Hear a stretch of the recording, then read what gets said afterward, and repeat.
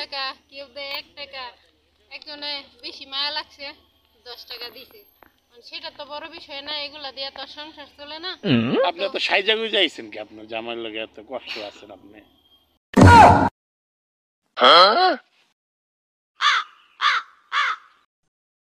ভাই, আপনার বউ এত সুন্দরী, আপনি কি লিয়া পাশে বয়ে ভিক্ষা করেন?